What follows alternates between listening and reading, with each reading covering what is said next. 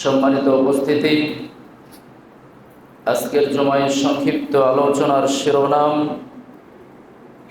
আত-তাযহিয়াতুল ফারিদাতুল লিস-সাহাবাতি ওয়াস-সালফিস সালেহ ফি তালাবিল ইলমি আশ-শারঈ ওয়া মানাহিজুহুম, অর্থাৎ ইলমে দ্বীন অর্জনে সাহাবায়ে কেরাম রাদিয়াল্লাহু তাআলা আনহুম এবং সালাফে সালেহিনদের অনন্য আত্মত্যাগ ও আদর্শ, এই শিরোনামে আজকে আমরা সংক্ষিপ্ত সময়ে সাহাবায়ে কেরাম এবং সালাফে সালেহিনদের ইলমে দ্বীন শিক্ষা অর্জন করতে গিয়ে তাদের অনন্য যে দৃষ্টান্তগুলো তাদের ব্যক্তি জীবনে রেখে গিয়েছেন, যে আদর্শের ওপর তেনারা প্রতিষ্ঠিত হয়েছেন, আমরা আজকে তালিবুল ইলম, ইলম অন্বেষণকারী এক জাতি, এক ঐতিহ্য, একটি প্ল্যাটফর্ম যেখানে আমরা সকলেই উপস্থিত হয়েছি এই জ্ঞান অর্জনের রাস্তায় অবিচল থাকা এবং এই রাস্তার উপর টিকে থাকার জন্য। তো আশা করি ইনশাআল্লাহ আজকের আলোচনা আমাদের এই জ্ঞান চর্চার কেন্দ্রে, আমাদের এই সফরে একটু হলো আজকের আলোচনা থেকে আমরা অনুপ্রেরণা পাব। সাহাবায়ে কেরাম রাদিয়াল্লাহু তাআলা আনহুম তারা তাদের জীবনে কিভাবে জ্ঞান চর্চা করতেন, কতটা গুরুত্ব দিতেন, তারা কি পরিমাণের আত্মত্যাগ, পরিশ্রম, কষ্ট করেছেন, পাশাপাশি সালাফে সালেহিন যাদের অনুসরণের ধারাবাহিকতায় আমরা তাদেরকে অনুসরণ করি, তারাও এই দ্বীনের জ্ঞান অর্জন করতে গিয়ে এই দ্বীনের দাওয়াত পৌঁছে দিয়েছে আমাদেরকে, এই পর্যন্ত তাদের কীরকম পরিশ্রম হয়েছে। আমরা খুদে খুদে তালিবুল ইলম এখানে উপস্থিত আছি, আমরা আলোচনা ইনশাআল্লাহ মনোযোগ দিয়ে শোনার চেষ্টা করব। আশা করা যায় ইনশাআল্লাহ তাদের আত্মত্যাগ থেকে আমরা একটু হলেও উপকৃত হব, আমরা একটু হলেও আমাদের অবস্থান যাচাই করতে পারব। প্রিয় উপস্থিতি, প্রিয় ছাত্রবৃন্দ, উপস্থিত সম্মানিত অতিথি একরাম, অভিভাবক বৃন্দ, জ্ঞান অর্জন ফরজ একটি ইবাদত, যে ইবাদতের রাস্তায় হাঁটার জন্য আমরা খুদে খুদে ছোট্ট বয়সে আমরা এই রাস্তায় হাঁটা শুরু করেছি। বাবা মার বিছানা ত্যাগ করেছি, বাবা মায়ের প্রতিনিয়ত স্নেহ ভালোবাসা ত্যাগ করে সেই দূর দূরান্ত থেকে এসে, বিভিন্ন প্রান্ত থেকে এসে আমরা এই জ্ঞান অর্জন করার রাস্তায় অবিচল আছি। পাশাপাশি বাবা মাও আত্মত্যাগ করছেন, তাদের জায়গা থেকে যতটুকু সম্ভব, যেভাবে সম্ভব সহযোগিতা, বুদ্ধি, পরামর্শ, ভালোবাসা, স্নেহ ইত্যাদি আমাদেরকে দিয়ে তারা আমাদের সাথে এই রাস্তায় সহযোদ্ধা হিসেবে আমাদের সাথে আছেন। এই জ্ঞান অর্জন, যেই জ্ঞান আমরা আজকে ছাদের নিচে বসে থেকে পাচ্ছি, যেই দার্স আজকে আমরা ছাদের নিচে বসে থেকে একই প্ল্যাটফর্মে বসে সার্বিক সকল বিষয়ে যে জ্ঞানগুলো আমরা আহরণ করতে পারছি, যেই জ্ঞান আমরা একই প্রতিষ্ঠানে জিরো থেকে একবারে শেষ অবধি পর্যন্ত একই ছাদের নিচে আমরা আমাদের ব্যবস্থাপনায় পাচ্ছি, এই জ্ঞানের ব্যবস্থাপনা সেই সময়ে সাহাবায়ে কেরাম সালাফে সালেহিনদের সময় এইরকম ব্যবস্থাপনা ছিল না। সেই সময়কার ব্যবস্থাপনা, জ্ঞান আহরণের ব্যবস্থাপনা, জ্ঞান অর্জনের পাঠ্যশালা, জ্ঞান অর্জনের প্রাণ কেন্দ্র আজকে এই যুগে এসে, আমাদের সময় এসে যেরকম সাজানো গোছানো, যেরকম সহজ, যেরকম আধুনিক প্রযুক্তির মাধ্যমে আমাদেরকে একেবারে হাতের মধ্যে নিয়ে এসে দেওয়া হয়েছে, এইরকম ব্যবস্থাপনা সে সময় ছিল না। তাদের সময়কার ব্যবস্থাপনা ছিল অত্যন্ত অনেক আগের, যে পদ্ধতি, যে সিস্টেম, যেভাবে জ্ঞান অর্জন তারা করেছিলেন, যা আমরা আজকে আলোচনায় কিঞ্চিত হলো আমরা কিছুটা শোনার প্রয়াস পাব। ওইখান থেকে আমরা অনুধাবন করতে পারবো আজকে আমাদের সমাজ ব্যবস্থাপনায়, শিক্ষা কেন্দ্রের শিক্ষা ব্যবস্থাপনায় যেই সুন্দর করে গুছিয়ে আমাদেরকে দেওয়া হচ্ছে, এইভাবে এই পার্থক্য আর তাদের পার্থক্য, এই জ্ঞান অর্জনের মাধ্যম তাদের জ্ঞান অর্জনের মাধ্যম কতটা পার্থক্য ছিল। উপস্থিতি, আজ আমরা যে জ্ঞান অর্জন করছি সেই জ্ঞান সরাসরি মুহাম্মদ সাল্লাল্লাহু আলাইহি ওয়াসাল্লামকে আল্লাহ সুবহানাহু ওয়া তাআলা তিনি ওহীর মাধ্যমে শিখিয়েছিলেন। যেই জ্ঞান আমি তুমি আজকে অর্জন করছি, সেই জ্ঞান সরাসরি মুহাম্মদ সাল্লাল্লাহু আলাইহি ওয়াসাল্লাম তার সাহাবীদেরকে শিক্ষা দিয়েছিলেন। তাদের কাছ থেকে সাহাবীরা মুহাম্মদ সাল্লাল্লাহু আলাইহি ওয়াসাল্লামের কাছ থেকে আহরণ করেছিলেন, সাহাবীদের কাছ থেকে তাবেঈরা আহরণ করেছিলেন, তাবেঈদের কাছ থেকে তাবেঈরা আহরণ করেছিলেন, তাদের কাছ থেকে সালাফে বিদ্যান যতগুলো আছে আমাদের পর্যন্ত সকলে এই ধারাবাহিকতায় এই জ্ঞান, যেই জ্ঞান সরাসরি আল্লাহ সুবহানাহু ওয়া তাআলা মুহাম্মদ সাল্লাল্লাহু আলাইহি ওয়াসাল্লামকে শিখিয়েছিলেন, যেই জ্ঞানের রাস্তায় আজকে তুমি আমি আমরা সকলেই একটু একটু করে হাঁটছি, শেখার চেষ্টা করছি, প্রচেষ্টা চালাচ্ছি, একটু হলো শেখার একটা রাস্তায় আমরা এই রাস্তায় হাঁটছি। উপস্থিতি, জ্ঞান অর্জন সালাফে সালেহিন তাদের সময়ে জ্ঞান অর্জনের পদ্ধতি, মূলনীতি, আর আজকে আমরা ছাত্র হিসেবে যে মূলনীতি, যে পদ্ধতিতে জ্ঞান অর্জন করছি, এটাতে আকাশ পাতাল পার্থক্য আছে। আমরা দু একটি মূলনীতি বলে আমরা আত্মত্যাগের দিকে যাব। সালাফি দৃষ্টিভঙ্গিতে, সালাফ বিদ্যানদের দৃষ্টিভঙ্গির ক্ষেত্রে তাদের দৃষ্টির আলোকে জ্ঞান অর্জনের যে মূলনীতিগুলো আমাদের ফলো করা উচিত, আমাদের দরকার ছিল, তার অন্যতম একটি মূলনীতি হলো নিয়ত বিশুদ্ধকরণ। এটি ছিল সালাফদের, এটি ছিল সাহাবায়ে কেরামদের, সাহাবায়ে কেরামদের অনন্য একটি মূলনীতি। কেন নিয়ত বিশুদ্ধকরণ প্রয়োজন আছে? ধরো চাপায় থেকে তুমি দেবীনগর থেকে আসছো এখানে হেফজ করতে, তুমি হেফজ শেষ করলা, সুন্দর তেলাওয়াত শিখেছো, তোমার বাবা এখানে পাঠিয়েছিল, তোমার বাবার চিন্তা ভাবনা ছেলে আমার বাড়িতে এসে মসজিদে সালাত আদায় করাবে, ছেলে আমার হেফজ সম্পন্ন করবে, গ্রামে আমি বলতে পারবো আমার ছেলে হাফেজ হয়েছে, আমার ছেলে কোরআন তেলাওয়াত করবে, আমি গর্ব করে বলতে পারবো আমার ছেলে হাফেজে কোরআন হয়েছে, সে সুন্দর কোরআন তেলাওয়াত করতে পারে।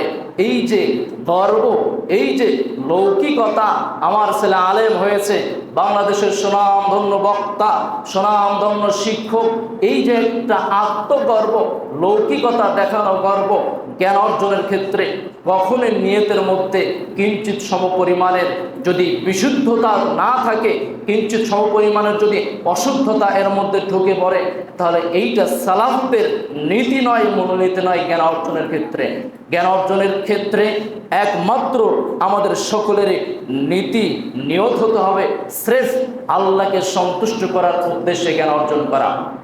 হাফেজ হও, আলেম হও, কাতেব হও, বক্তা হও, লেখক হও, তুমি যেটাই হও না কেন, তোমার উদ্দেশ্য থাকবে স্রেফ আল্লাহকে সন্তুষ্টি করা। তার ওহীর মাধ্যমে যে জ্ঞান প্রেরণ করেছেন এটাকে অর্জন করে শিখে তার অনুপাতে আমল করে এই দাওয়াত মানুষের কাছে পৌঁছিয়ে দেওয়া, এর মূলে উদ্দেশ্য থাকবে, নিয়ত থাকবে একমাত্র আল্লাহর সন্তুষ্টি। সম্মানিত উপস্থিতি, দ্বিতীয় মূলনীতি আদব ও শিষ্টাচার। এইটা হলো সব থেকে বেশি আজকের সমাজে সব থেকে তালিবুল ইলম, ছাত্র শিক্ষার্থীর মধ্যে সব থেকে যে জিনিসটার অভাব, সেটা হলো আদব এবং শিষ্টাচার। আদববিহীন ইলম আরোহীকে ধ্বংসের দিকে নিয়ে যায়, তাই আদববিহীন ইলম অর্জন করে কখনো লাভ হবে না, বিফলে যাবে। আজকের সমাজে ছাত্রদের মধ্যে আদব শিষ্টাচারের সব থেকে বেশি ঘাটতি। একটু আগে তুমি মসজিদে প্রবেশ করেছিলে জুমার দিন সালাত আদায়ের জন্য, তুমি যেই পরিমাণের গল্প করলা, তুমি যেই পরিমাণের একজন আরেকজনের সাথে কথা বললা, তুমি যেই পরিমাণের দুষ্টামি করলা, এইটা তোমার আদব, তোমার শিষ্টাচার, তোমার তালিবুল ইলমের সাথে যায় না। এছাড়া শিক্ষকের সাথে, এছাড়া কিতাবাদির সাথে, এছাড়া জ্ঞানের সাথে, ইলমের সাথে যে আদবের একটা সম্পর্ক আছে, এটা অত্যন্ত বেশি ঘাটতি। আজকের সমাজে ছাত্র শিক্ষককে শিক্ষক মনে করে না, ছাত্র দাসকে দাস মনে করে না, ছাত্র দাসকে গুরুত্ব দেয় না, মনোযোগ সহকারে দাসে মনোযোগ দিয়ে দাসটা গ্রহণ করার চেষ্টা করে না। অথচ 1 ঘন্টা ধরে তোমার শিক্ষক তোমাকে বোঝানোর চেষ্টা করছে, তুমি সেটাকে মনোযোগ সহকারে শোনার চেষ্টা করো না, এটাও তোমার আদবের বরখেলাপ। তোমার ওস্তাদকে দেখলে কিঞ্চিত পরিমাণ তোমার মধ্যে সম্মান বোধ আসে না, কিঞ্চিত পরিমাণ তুমি তাকে একটু হলে শ্রদ্ধা দেখানোর চেষ্টা করো না। ওস্তাদের গায়ের সাথে গা লেগে দৌড়াচ্ছ, ওস্তাদ দাঁড়িয়ে আছে পাশ দিয়ে তুমি দৌড়ে হেঁটে যাচ্ছ, ওস্তাদ বসে আছে কোনো এক ক্লাসে তার সামনে চিল্লাই চিল্লাই হেঁটে চলে যাচ্ছ। এটা কি বোঝাও? এটা সরাসরি আদব এবং শিষ্টাচারের বহির্ভূত। এই আদব এই শিষ্টাচার নিয়ে মনে করো না ইমাম বুখারীর মতো কোনো ব্যক্তি বের হবে এই যুগে এসে যদি এরকম চিন্তা ভাবনা শিষ্টাচার আদব আমাদের মধ্যে বিদ্যমান থাকে। উপস্থিতি, এই 2টি মূলনীতি আমাদের প্রধান ইলম অর্জনের ক্ষেত্রে আমাদেরকে খেয়াল করা উচিত। আজকের আমরা আলোচনার বিষয় যেটা নিয়ে এসেছি, ইলমে দ্বীন অর্জনে সাহাবায়ে কেরাম রাদিয়াল্লাহু তাআলা আনহু সালাফে সালেহিনদের অনন্য আত্মত্যাগ। তুমি আমি কতটুকু ত্যাগ দিয়েছি?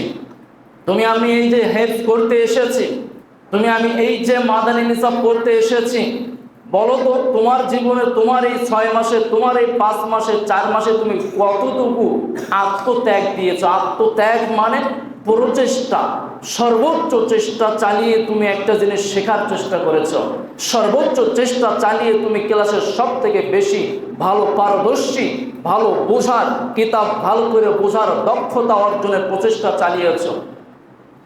আত্মত্যাগ মানে খাওয়া দাওয়া কি দিচ্ছে প্রতিষ্ঠানে এইটা দেখার চেষ্টা তুমি করো নাই। তুমি চেষ্টা করেছো কিভাবে আমি দৈনিক 2 পৃষ্ঠা কোরআন মুখস্থ আমার ওস্তাদকে আমি শোনাতে পারি। তুমি চেষ্টা করো নাই কিভাবে কারেন্ট আছে কি নাই, প্রতিষ্ঠানে আমাকে থাকার ভালো ব্যবস্থাপনা দিয়েছে কি দেয় নাই, এইটা তোমার মুখ্য বিষয় নয়। তোমার আত্মত্যাগের বিষয় হওয়া উচিত ছিল যে আমি কি করে যত দ্রুত পারি কোরআন হেফজ করব। 2 পৃষ্ঠা জায়গায় 3 পৃষ্ঠা, 2 পৃষ্ঠা জায়গায় 2.5 পৃষ্ঠা, 3 পৃষ্ঠায় জায়গায় 3.5 পৃষ্ঠা আমি কি করে ওস্তাদকে শোনাতে পারি। তোমার চেষ্টা থাকা দরকার এর ছিল এইটা। তুমি বিগত যেটা মুখস্থ করেছো তুমি সেটা 7 সবক আমলটা দিতে গিয়ে সেটা তুমি পারো না, তুমি ভুলে যাও, এইটাকে আত্মত্যাগ বলে না। তোমার আত্মত্যাগ হওয়া উচিত ছিল তোমার বিগত ফেলে আসা পড়াগুলো যাতে করে আমি না ভুলি, যে কোনো মুহূর্তে আমি শোনাতে পারি, যা আমি কষ্ট পরিশ্রম করছি এটাকে যাতে করে আমি জব্দ রাখতে পারি, মুখস্থ রাখতে পারি, মনে রাখতে পারি। তুমি পড়তে এসে কতটুকু আত্মত্যাগ দিয়েছো, পড়ার জন্য কতটুকু কি করেছে। আজকাল ছাত্র এবং অভিভাবকের যে চিন্তা চেতনা, আজকাল ছাত্র এবং গার্ডিয়ানের যে চিন্তা ভাবনা, এইটাতে আর যা হোক দোয়া করে আল্লাহ কবুল করে নিক, সর্বোচ্চ ভালো কোনো আলেম হওয়া খুব দুষ্কর। তোমাকে তোমার ওস্তাদ যদি একটা বেতের বাড়ি মারে, তোমার বাবা প্রতিষ্ঠানে ফোন করে বলে দেয়, তুমি তোমার বাবাকে জানাও তোমার বাবা অফিসে ফোন করে আমার ছেলেকে নাকি মেরেছে। এতটুকু সহ্য হয় না? একটা বেতের মার, একটা বেতের আঘাত, 2টা বেতের আঘাত। তুমি এসেছো আত্মত্যাগ করতে। তুমি জানো সাহাবায়ে কেরামদের জীবনী, সালাফদের জীবনী, শুধু ইলম অর্জন করতে গিয়ে তাদের যে আত্মত্যাগ, তাদের যে পরিশ্রম, তাদের যে প্রচেষ্টা ছিল তা ছিল অতুলনীয়, যার কারণে তারা স্বর্ণাক্ষরে চিরস্মরণীয় কিয়ামত পর্যন্ত আমাদের সামনে থাকবে।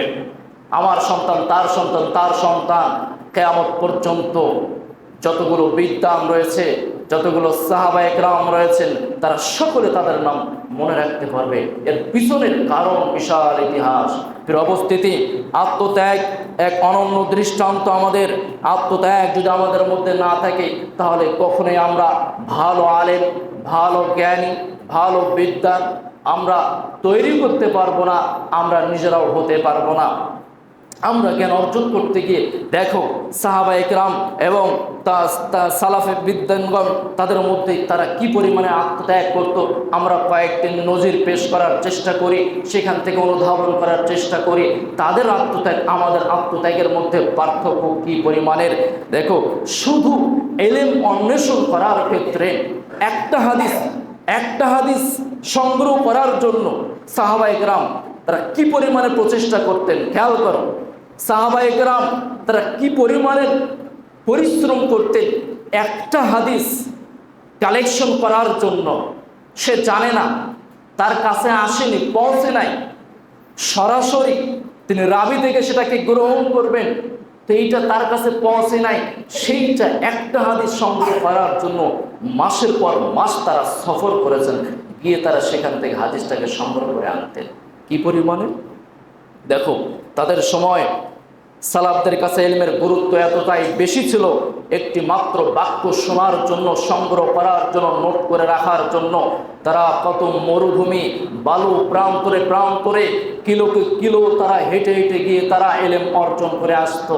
তাদের সময়কার উক্তি ছিল এরকমটা, তারা যে সফর করত, মাসের পর মাস যে পরিশ্রম করত, তাদের একটা উক্তি ছিল, মাল্লাম ইয়াকুল্লাহু রিহলা লাম ইয়াকুল্লাহু রাহমা। যার ইলম অর্জনের ক্ষেত্রে কোনো সফর নেই, যার ইলম অন্বেষণের ক্ষেত্রে, যার ইলম অর্জনের ক্ষেত্রে কোনো তার জীবনের সফর নেই, তারা বলছেন তাদের জীবনের রহমতও নেই, তার ইলম অর্জনের ক্ষেত্রে তাদের ভিতরে রহমত নেই, বরকত নেই।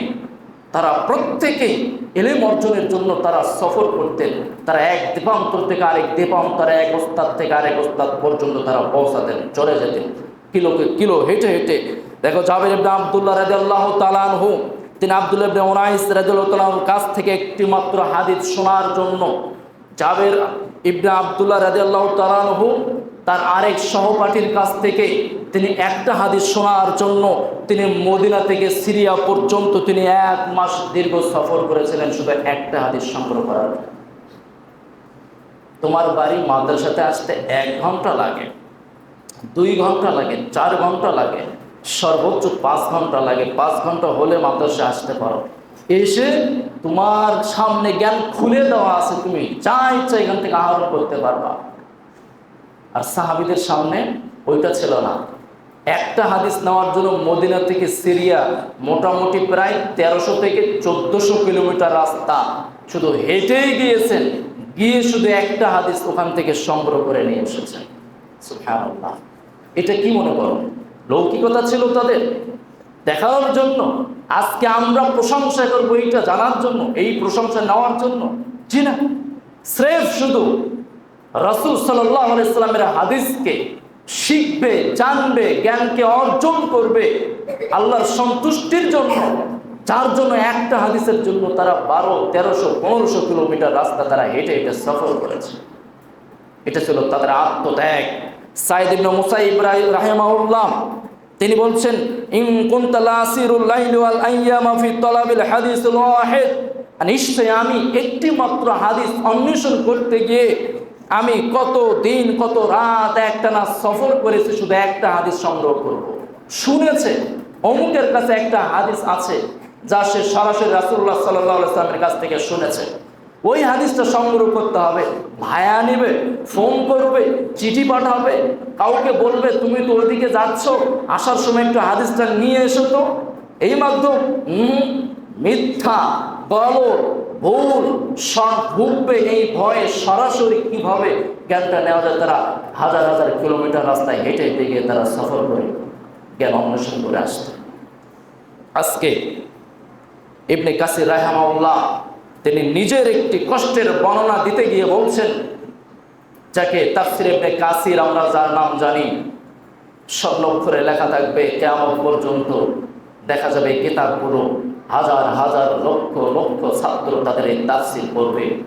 সেই তাফসীরের ধারক বাহক লেখক ইবনে কাসির রাহিমাহুল্লাহ তিনি নিজে বর্ণনা দিতে গিয়ে বলছেন, বলতু দাওয়া ফি তালাবিল ইলমি মাররাতাইন, জ্ঞান অন্বেষণ করতে গিয়ে, এই খেয়াল করো, জ্ঞান অন্বেষণ করতে গিয়ে আমি আমার জীবনে 2 বার রক্ত পেশাব করেছি। ইবনে কাসির রাহিমাহুল্লাহ বলছেন, জ্ঞান অন্বেষণ করতে গিয়ে, জ্ঞান শিখতে গিয়ে, জ্ঞান আহরণ করতে গিয়ে আমার জীবনে আমি 2 বার রক্ত পেশাব করেছি, অর্থাৎ পেশাবের রাস্তা দিয়ে রক্ত বের হয়ে গিয়েছে 2 বার। তার একবার হচ্ছে বাগদাদে, একবার হচ্ছে মক্কাতে। তিনি বলছেন যে ওয়াকুনতু আমশি হাফিয়াতা ফিল হাররিশ শাদীদ, আমি প্রচণ্ড প্রখর রোদের তীব্রতায় বালুর মাঠ প্রান্তরে প্রান্তরে, তার উপর আমি খালি পায়ে হেঁটেছি। ওয়াহমিলি কুতুবি আলা রাসি, এবং আমি আমার যত কিতাব ছিল আমি সেই কিতাবগুলোকে আমার মাথায় করে নিয়ে হেঁটে হেঁটে আমি এই দেবান্তরগুলো পার হতাম। কেন যেত? আজকে ধরো এসেছে দামপুরাতে একজন ওস্তাদ আছে, তার কাছে সে এলেম অর্জন করেছে। এরপরে তার কাছে খবর এসেছে যে পঞ্চগড়ে একজন ভালো ওস্তাদ আছে, বিদ্যার আছেন, তার কাছে এলেম অর্জন করা যায়। তো এখান থেকে ঠিক আবার যখন জ্ঞান অর্জন করা শেষ হয়ে গেছে, এখান থেকে আবার রাস্তা ধরেছে পঞ্চগড়। এবার যত কিতাব নিয়ে এসেছিল সব মাথায় নিয়ে হেঁটে হেঁটে চলে গিয়েছে। এভাবে পরিশ্রম করে চলে যেত, গিয়ে জ্ঞান অর্জন করত। আজ তোমার আমার মাথার উপর ছাদ, ফ্যান, এসি, টাইলস আছে, লাইট আছে, ব্যবস্থাপনা আছে, থেকেও এক ছাদের নিচে বসে আমরা বালাগাত, মান্তিক, নাহু, সরফ, হাদিসের কিতাব, যত ধরনের কিতাব সব পাচ্ছি, শিখতে পাচ্ছি। যার কারণে হয়তোবা, এত সহজ হওয়ার কারণেই হয়তোবা আজ আমাদের মধ্যে আর ইবনে কাসিরের মতো কোনো প্রখ্যাত তাফসীর কারো বের হয় না। যত মুহাদ্দিস ইকরাম আমাদের ইতিহাসে যাদের নাম লেখা আছে, আজ হয়তোবা এই সহজলভ্য জ্ঞানটা সহজলভ্য হওয়ার কারণে হয়তো তাদের মতো বিজ্ঞান আমাদের মধ্যে আসে না। আজ একই ছাদের নিচে বসে থেকে আমরা সব শিখতে পাচ্ছি। এক জায়গায় বসে থেকে ক্লাসে বসেছ, একই সাথে 8টা ঘন্টা হয়ে যাচ্ছে, 8টা ক্লাসের দার্স পেয়ে যাচ্ছ। আর সাহাবায়ে কেরাম এবং সালাফে বিদ্যানগণদের সময়ে, তাদের সময়ে এরকম ব্যবস্থাপনা ছিল না। আজকে এইখানে একটা সাবজেক্ট শিখবে বালাগাত, আবার মান্তিক শেখার জন্য আরো 500 কিলোমিটার হেঁটে যেতে হয়, সেখানে গিয়ে শিখছে মান্তিক। আবার নাহু শেখার জন্য যেতে হবে আরো 200 কিলোমিটার দূরে আরেকজন ওস্তাদ আছে, তার কাছে গিয়ে শিখছে। তারা এখান থেকে ওখানে, ওখান থেকে এখানে সফর করে করে তারা জ্ঞান অর্জন করেছে। আজকে আমাদের কাছে সহজলভ্য হওয়ার কারণে তুমি আমি গুরুত্ব দেই না। ওস্তাদ বুঝায়ও মেরেও তোমাকে তোমার পড়া মুখস্থ করাতে পারে না। ওস্তাদ তোমার উপর প্রেশার দিয়েও তুমি পড়াতে আজও মনোযোগ দিতে পারো না, কারণ তোমার কাছে সহজলভ্য হয়েছে। তুমি বুঝতে পারোনি এইটা যে সির্ফ আল্লাহকে সন্তুষ্টি করার জন্য এই রাস্তায় আমরা সকলে হাঁটা উচিত দরকার ছিল, এটা অনুধাবন করতে পারোনি। তুমি বুঝো নাই, অনুধাবন করো নাই তারা কিভাবে জ্ঞান অর্জন করতো আর আমরা কিভাবে জ্ঞান অর্জন করছি। তাদের সময়কার ব্যবস্থাপনা আর আমাদের সময়কার ব্যবস্থাপনা কতটাই সহজলভ্য আর কতটাই কঠিন ছিল। দেখো, তাদের সময়ে চরম ক্ষুধা, দারিদ্রতা সহ্য করে সে সময়ে তারা অভাব, অনটন, কষ্টের মাঝেও তারা ইলম অর্জন করেছে। আজ আমাদের মধ্যে কি নাই এমন যা তোমার বাবাকে বললে তোমাকে এনে দেয় না? আমরা দেখি তোমার বাবা যেদিন তোমার সাথে সাক্ষাৎ করতে আসে, 3 বেলা বোর্ডিংয়ে খাবার থাকা সত্ত্বেও, তোমার ড্রয়ারে খাবার থাকা সত্ত্বেও তোমার বাবা 1 বেলা গুচ্ছ খাবার তোমার জন্য কিনে নিয়ে আসে। তুমি যখন যা চাও তোমার বাবা তোমার আশা সেটাই পূরণ করে, তবুও তুমি তোমার বাবার আশা পূরণ করছো না। অথচ দেখো সাহাবায়ে কেরাম এবং সালাফ বিদ্যানগণ তাদের সময়ের ক্ষুধা, অভাব, অনটন কি পরিমাণের ছিল।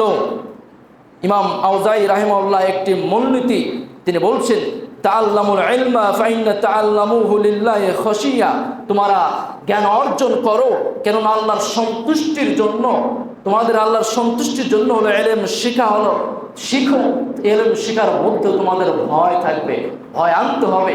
ইলম শুধু এমনি শিখলে হবে না, তোমরা আল্লাহকে ভয় করার মাধ্যমে তোমরা জ্ঞান অর্জন করো।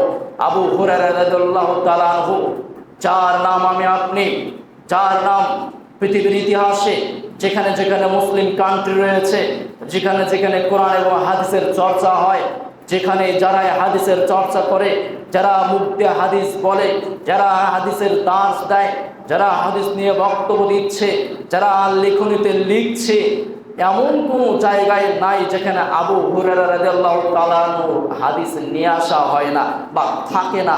এমন কোনো অধ্যায় নাই যে যেখানে আবু হুরায়রা রাদিয়াল্লাহু তাআলা আনহুর নামে তার বর্ণনাকৃত হাদিস নাই। সে আবু হুরায়রা রাদিয়াল্লাহু তাআলা আনহু আসহাবে সুফফার, এই মহান সাহাবী ক্ষুধার চোটে বেহুশ হয়ে যেতেন। শুধু ইলম অর্জনের রাস্তায় পরিশ্রম করতে গিয়ে তিনি বলছেন আল্লাহিল্লাযী লা ইলাহা ইল্লা হুয়া, ওই সত্তার কসম যার হাতে, ওই সত্তার কসম যিনি ছাড়া আর কোনো ইলাহ নেই, ওই প্রভুর কসম যিনি ছাড়া আর কোনো ইলাহ নেই। ইন কুনতু লা আতামিদু বিকাবিদি আলাল আরদি মিনাল জুই, তিনি বলছেন যে আমি ক্ষুধার তীব্রতা সহ্য করতে না পেরে আমার বুকটাকে মাটির সাথে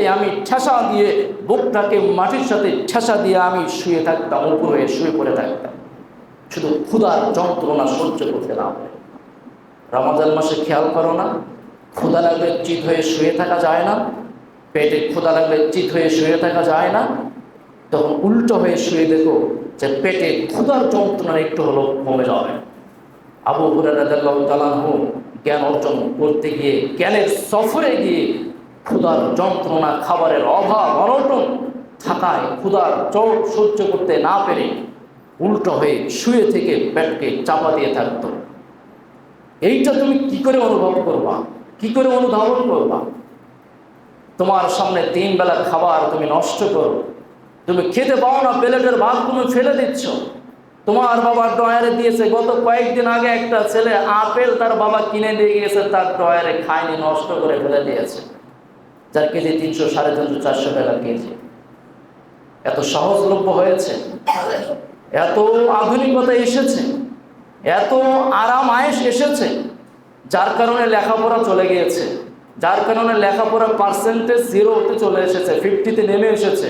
ওই লেখাপড়া নেই। যতটুকু হচ্ছে ওস্তাদের চাপে, প্রচেষ্টায়, একটা চাপের মধ্যে, সীমাবদ্ধতার মধ্যে ফেলে দিয়ে ততটুকু আদায় করার চেষ্টা করছে।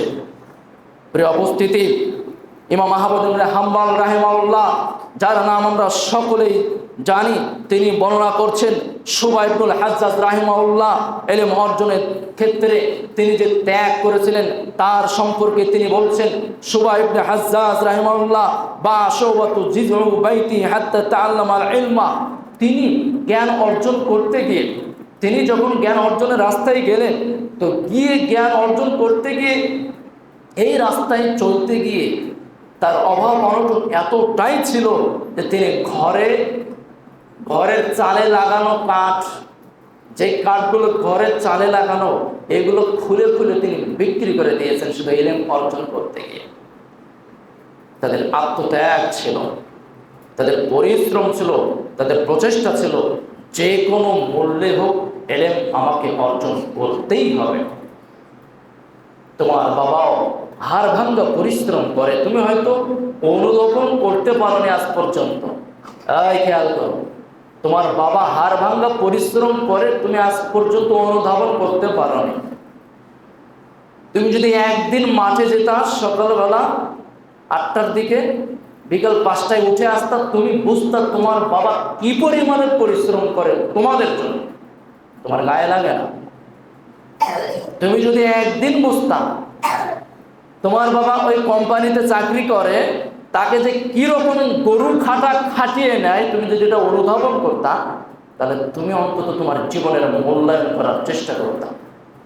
তোমার বাবা যে পরিশ্রম করে তোমাকে যেইটা তুমি চাও সেইটা এনে দেয়, এটা তোমার কাছে যতটা ইজি মনে হয়, তোমার বাবা ওইটার ব্যবস্থাপনা করতে গিয়ে তার কাছে এতটা ইজি ছিল না। তোমাকে বুঝতে হবে, তোমাকে অনুধাবন করতে হবে।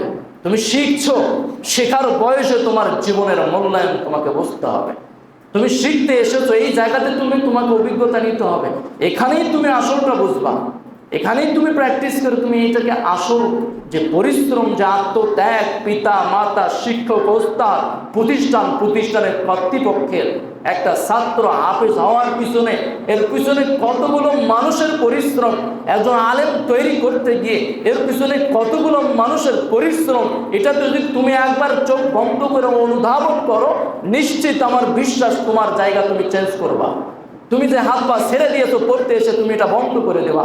তুমি আজকে থেকে আবার একটু হলেও তুমি সচেতন হওয়ার চেষ্টা করবা। তুমি হেফজ করতে গিয়ে যে শয়তানি মনোভাব নিয়ে তুমি কোরআন মুখস্থ করতে গিয়ে করো না, পালিয়ে যাও, পড়তে চাও না, পড়াকে পিছিয়ে দিচ্ছ, অমনোযোগী হয়ে আসো, আমার বিশ্বাস তুমি যদি একটু হলেও অনুধাবন করতে পারো তাহলে নিশ্চিতভাবে তোমার জায়গা তুমি পরিবর্তন করবা। তুমি একটু হলেও চেষ্টা করবা যে না, এটা আমি যেটা করছি এটা আমার জন্য উচিত নয়, আমার চিন্তাধারা পরিবর্তন করতে হবে। প্রিয় উপস্থিতি, প্রিয় ছাত্রবৃন্দ, এলেম অর্জনের রাস্তায় যে পরিশ্রম, শিখতে গিয়ে যে পরিশ্রম, এটা কিন্তু অত্যন্ত কঠিন পরিশ্রম। হট করে সহজে একটা ছাত্র নাহু বুঝতে পারবে এটা কিন্তু খুব ইজি নয়।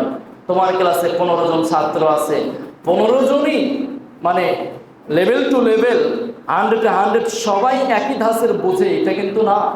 এটা কঠিন জিনিস। এটা বুঝতে গেলে তোমাকে অজস্র পরিশ্রম করতে হবে। ক্লাসের বাইরে তোমাকে ওভার টাইম লেখাপড়া করতে হবে, রাত্রি জেগে হলে তোমাকে পরিশ্রম করে পড়ে পড়ে তোমাকে বুঝতে হবে। এত সহজ নয় পড়াশোনা। পড়াশোনা পৃথিবীতে সব থেকে বড় কঠিন জিনিস। এটাই সব থেকে বেশি পরিশ্রমের জায়গা, এটাই সব থেকে বেশি ধৈর্যের জায়গা, এটাই তোমার সব থেকে বড় আত্মত্যাগের জায়গা। এই জায়গায় যদি আমরা গুরুত্ব না দিই, এইটা যদি আমরা অনুধাবন না করি, তাহলে কখনোই আমরা এই জায়গায় সফলতা আনতে পারবো না। উপস্থিতি, দেখো এলেম অর্জনের রাস্তাতে গিয়ে কতটা সচেতন থাকা উচিত, খেয়াল করো কতটা সুচারু হওয়া উচিত, কতটা নিজেকে আদব শিষ্টাচার, নিজেকে সূক্ষ্ম রাখা উচিত। একজনের ঘটনা আমরা পেশ করে দেখো, একজন সালাফদের মধ্য থেকে একজন এলেমের সম্মান রক্ষা করতে গিয়ে তিনি যে বিসর্জন দিয়েছেন তা ছিল আমাদের জন্য ঐতিহাসিক একটি স্মরণীয় ঘটনা। একজন জনৈকত্ব আলিম ইলম, তোমার আমার মতো একজন ছাত্র, তোমার আমার মতো একজন জ্ঞান অন্বেষণ করার রাস্তার একজন ছাত্র, মতান্তরে ইমাম আবু বকর ইবনে মুখারিব নাম সম্ভবত, তিনি একটা জাহাজে সফর করছেন। খেয়াল করো, তিনি একটা জাহাজে সফর করছিলেন, এক দ্বীপান্তর থেকে আরেক দ্বীপান্তরে যাবেন।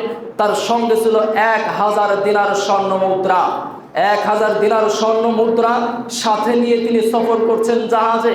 তো হঠাৎ একজন চোর খেয়াল করেছে তার কাছে 1000 স্বর্ণ মুদ্রা আছে, তিনি বুদ্ধি পাকাচ্ছে। হঠাৎ তিনি জাহাজের মধ্যে চিল্লাচিল্লি শুরু করে দিলেন, আমার 1000 দিনার স্বর্ণ মুদ্রা হারিয়ে গিয়েছে। চোর চিৎকার শুরু করে দিয়েছে, আমার 1000 দিনার স্বর্ণ মুদ্রা হারিয়ে গিয়েছে। এবার ওই তালিবুল ইলম, ওই ছাত্র, তিনি খেয়াল করলেন যে এই তো তল্লাশি শুরু করেছে, এটা খুঁজতে গিয়ে যদি আমার কাছে 1000 দিনার স্বর্ণ মুদ্রা দেখে পায়, তাহলে তো আমাকে চোর বলে সাব্যস্ত করবে। আমি যে জ্ঞান অন্বেষণ করি, আমি যে তালিবুল ইলম, আমি যে ওস্তাদের কাছে জ্ঞান অর্জন করি, তাহলে আমাকে তো চোর বলে সাব্যস্ত করবে। তিনি মিথ্যা চোরের অপবাদ ঘাড়ে না নেওয়ার জন্য ওই 1000 দিনার স্বর্ণ মুদ্রা তিনি জাহাজ থেকে সমুদ্রের মধ্যে ফেলে দেন।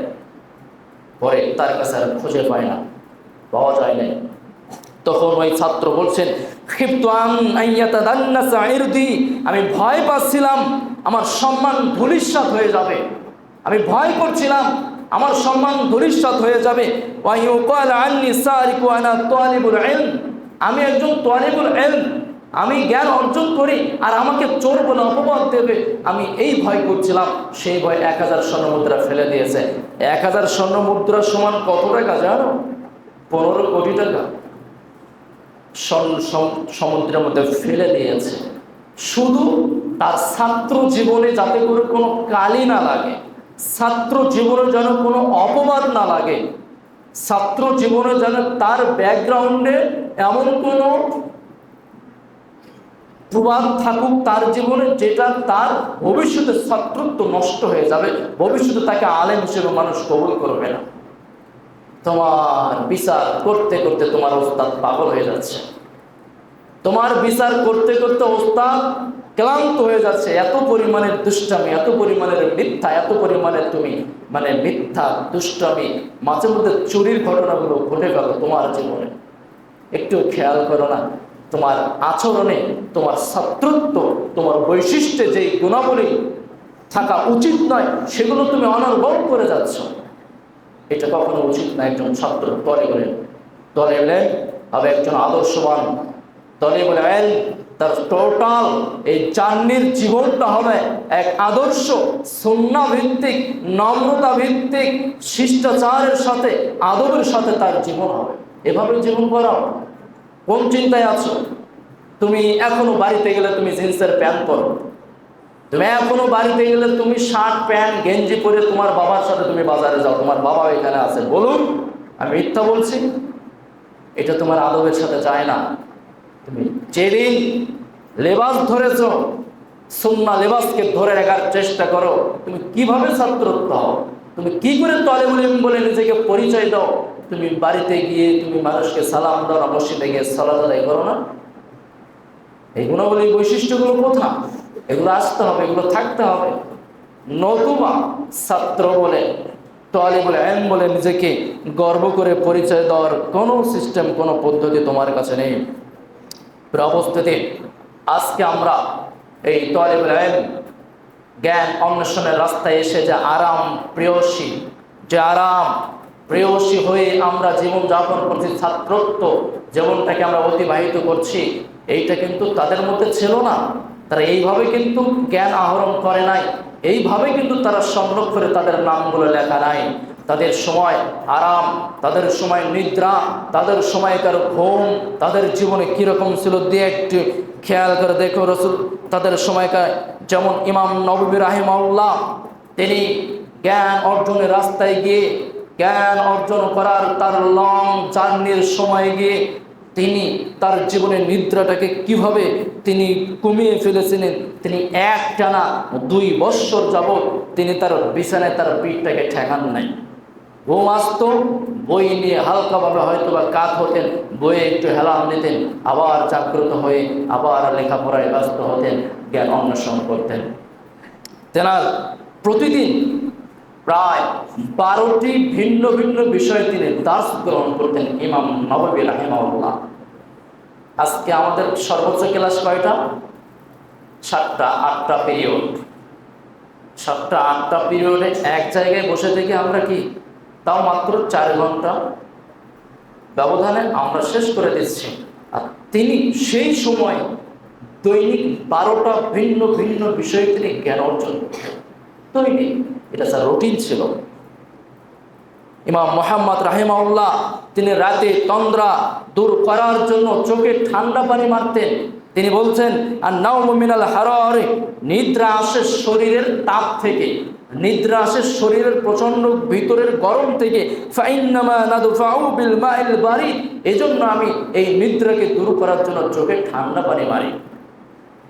এইভাবে তারা পরিশ্রম করতেন। এইগুলো বলার উদ্দেশ্য হলো, তোমার সামনে পেশ করার উদ্দেশ্য হলো, তুমি আমি যে লাইফটাকে লিড করছি, তুমি আমি যে স্টুডেন্ট লাইফটাকে পার করছি, তুমি আমি যে স্টুডেন্ট লাইফটাকে ডে বাই ডে, মাসের পর মাস, সেশন বাই সেশন শেষ করছি, তুমি দেখো তো ভাই তোমার জীবনে একটু এক্সট্রা কোনো পরিশ্রম আছে কিনা, এরকম 2-1টা আত্মত্যাগ আছে কিনা, এরকম 2-1টা চেষ্টা আছে কিনা, তুমি যেটার মাধ্যমে চেষ্টা করেছো তোমার কিতাবের, তোমার ক্লাসের কাজটাকে বোঝার, তুমি যে সাবজেক্টটা বোঝো না সেটাকে বোঝার চেষ্টা করেছো।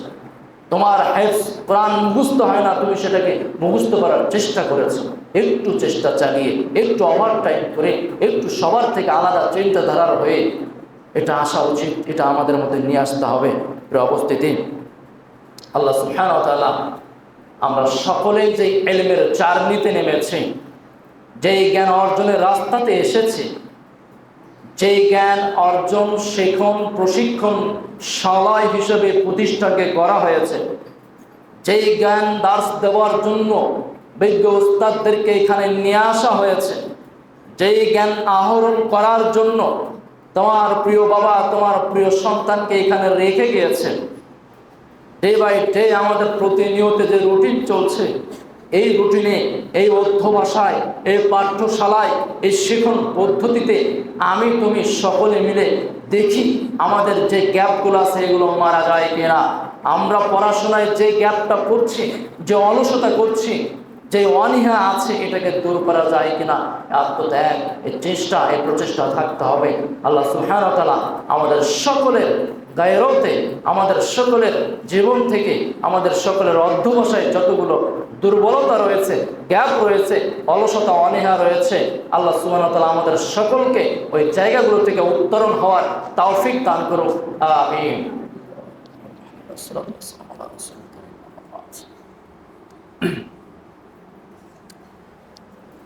আলহামদুলিল্লাহ রাব্বিল আলামিন ওয়াসসালাতু ওয়াসসালামু আলা রাসূলিল কারীম। আম্মা বাদ। প্রিয় উপস্থিতি, সালাফে বিদ্যানগণ, সালাফে সালেহিনগণ তারা ইলম অর্জনের গুরুত্ব দিয়েছিলেন অত্যাধিক। তারা রাসূলুল্লাহ সাল্লাল্লাহু আলাইহি সাল্লামের এই হাদিসটাকে অত্যাধিক গুরুত্ব দিতেন। এটাকে সামনে রেখে তারা ইলম অর্জনটাকে এত বেশি গুরুত্ব দিতেন। রাসূলুল্লাহ সাল্লাল্লাহু আলাইহি সাল্লামের সেই বিখ্যাত হাদিস, আদ-দুনিয়া মালউনা মালউনা মা ফিহা, দুনিয়া অভিশপ্ত, দুনিয়ার মধ্যে যা কিছু আছে সব অভিশপ্ত। দুনিয়া যেই পৃথিবী, এই পৃথিবীর মধ্যস্থ যা কিছু আছে, নবী মুহাম্মদ সাল্লাল্লাহু আলাইহি সাল্লাম বলে গিয়েছেন সব কিছু অভিশপ্ত, সব কিছু ক্ষতিগ্রস্ত, সব কিছু ক্ষতিকর বস্তু।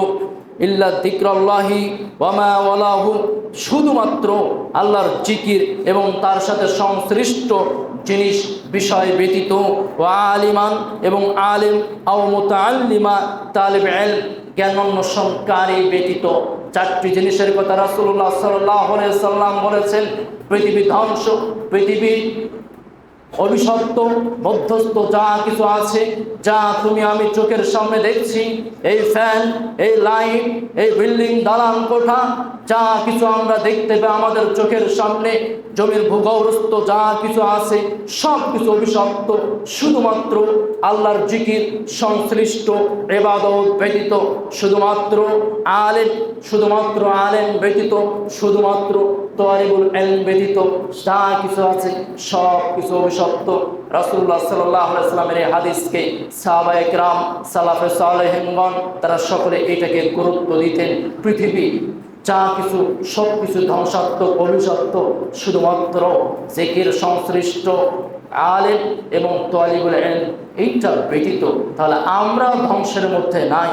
যেহেতু এটা প্লাস পয়েন্ট, যেহেতু এটা কল্যাণের জিনিস, যেহেতু আমাদের এই রাস্তা কল্যাণের রাস্তা, তাহলে এই রাস্তাতে হাঁটা যায়, এই রাস্তায় পরিশ্রম করা যায়, এই রাস্তায় আত্মত্যাগ করা যায়, যার কারণে সাহাবীরা এই রাস্তায় ত্যাগ দিতেন।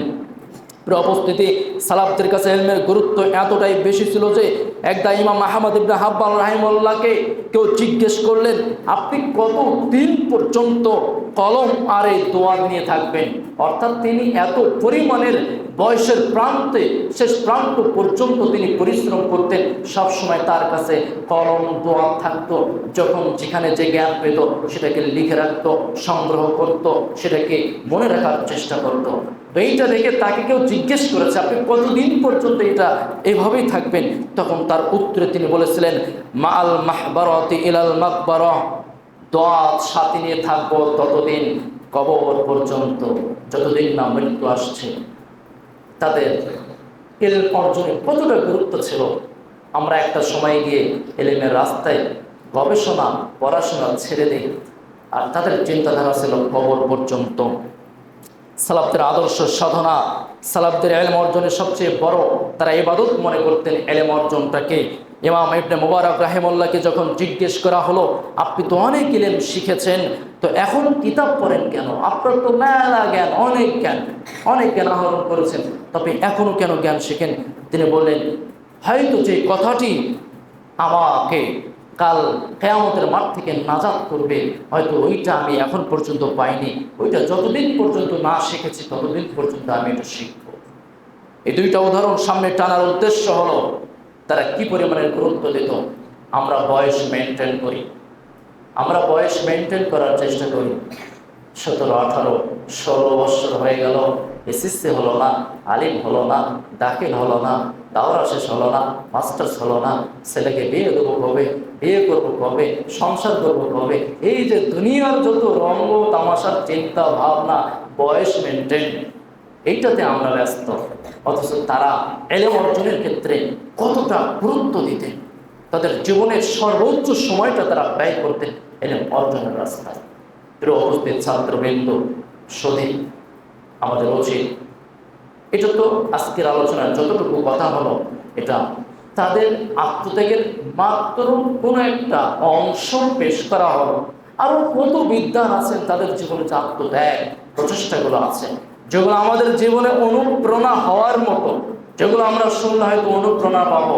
আমাদের উচিত এগুলো পড়াশোনা করা। এগুলোর উপর অনেক বই আছে, কিতাব আছে, লেখনী আছে, ওস্তাদরা আছে। তারা অনেক সময় বলেন কিতাব পড়ে পড়ে আমাদেরকে অনুপ্রেরণা নেওয়া উচিত, তাদেরকে আইডল বানানো উচিত, তাদের জীবন থেকে শিক্ষা নিয়ে আমাদের জীবন গড়ার একটা প্রত্যাশা অর্জন করা আমাদের সকলের জন্য উচিত, দরকার, প্রয়োজন রয়েছে। অবস্থিতি আজ আমাদের হাতে কিতাব আছে, আধুনিক প্রযুক্তি আছে, আমাদের কাছে সব কিছু আছে, কিন্তু আমরা একটু রিয়েলাইজেশন করি তো, কিন্তু তাদের মতো একাগ্রতা, তাদের মতো ত্যাগের মানসিকতা আমাদের মধ্যে আছে কিনা?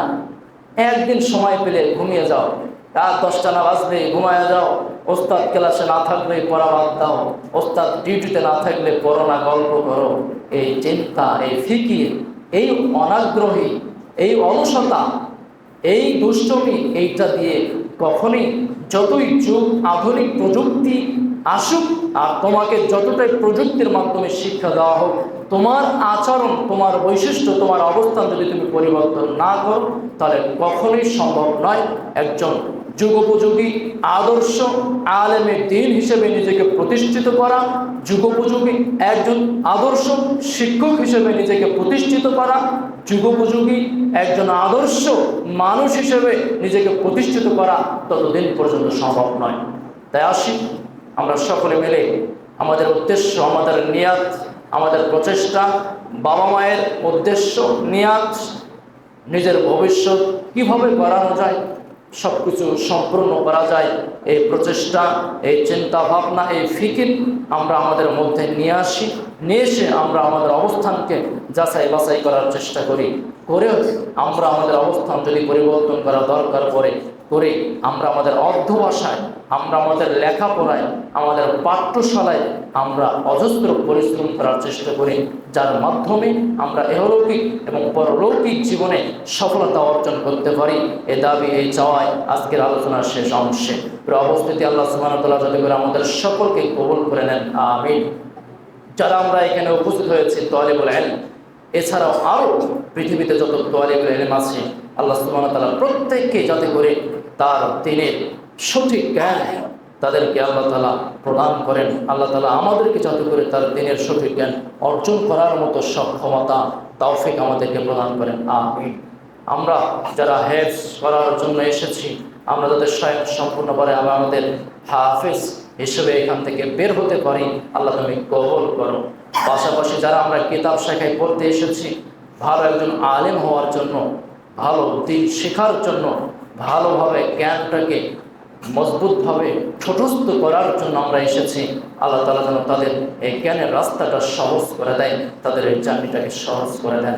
পাশাপাশি যারা আমাদের ওস্তাদ আছেন, তারা আমাদেরকে পরিশ্রম করছেন আমাদের পিছনে, তাদের এই পরিশ্রমকে যাতে করে আল্লাহ কবুল করেন, তাদের ইলমে বারাকা দান করেন, এর বিনিময়ে আল্লাহ উত্তম প্রতিদান দান করেন। পাশাপাশি প্রতিষ্ঠান কর্তৃপক্ষ, মালিক পক্ষ, তারা আমাদের জন্য যে ব্যবস্থা দিয়েছেন, একটা আদর্শ, নীতি, নৈতিকতা, শিক্ষা, শিক্ষিত হওয়ার যে একটা প্ল্যাটফর্ম তৈরি করেছেন সির্ফ আল্লাহকে খুশি করার জন্য, আমরা তাদের জন্য দোয়া করব। আল্লাহ সুবহানাহু ওয়া তাআলা যেন তাদেরকে এর বিনিময়ে উত্তম প্রতিদান ইহকালে এবং পরকালে দান করেন। এবং খাসভাবে ডাক্তার স্যারের জন্য সকলের কাছে, তোমরা যারা তালিবুল ইলম আছো, তোমরা বাবা মায়ের দোয়ার সাথে সাথে, শিক্ষকের দোয়ার সাথে সাথে ডাক্তার স্যারের জন্য অবশ্যই দোয়া করবা। তিনি তার জীবনে প্রায় অংশটা এই প্রতিষ্ঠানের পিছনে তিনি ব্যয় করেছেন এবং এখনও করছেন। তার কোনো উদ্দেশ্য নাই তোমার বাবা 5,000 টাকা বেতন দেবে, ওই জায়গা থেকে 500 টাকা করে বের করে করে কেটে কেটে তিনি তার ফান্ডে জমা করবে, তার অ্যাকাউন্টে জমা করবে। তার চিন্তাতে, তার মগজে, তার ভবিষ্যতে এরকম কল্পনা তার মধ্যে নাই। তিনি কখনোই চান না তুমি যে বিল্ডিংয়ে দাঁড়ায় পড়ছো, যেখানে সালাত আদায় করছো, যেখানে ঘুমাও, আল্লাহে এই বিল্ডিংয়ে তোমার টাকা থেকে 1 টাকাও এখানে ঢোকানো নেই। যদি কেউ মনে করে আমার ছেলের বেতন নিয়ে হয়তো বিল্ডিং করছে, এই চিন্তা আপনার ভেতর থেকে মুছে ফেলে দিন। স্রেফ যা দেখছেন তার সম্পূর্ণ তার অর্থায়নে সামান্য কিছু আছে, আপনাদের মতো কিছু দিনী ভাই দান করেছেন, সাদাকা করেছেন, এই বিল্ডিং করার কাজে তারা ব্যয় করেছেন। অতএব আমরা প্রত্যেকের জন্য দোয়া করব, যারা আমাদের এই কাজগুলোতে অংশগ্রহণ করেছে প্রত্যেক আল্লাহ তাআলা উত্তম প্রতিদান দান করুক। এ বলে আজকের আলোচনা এখানে শেষ করছি।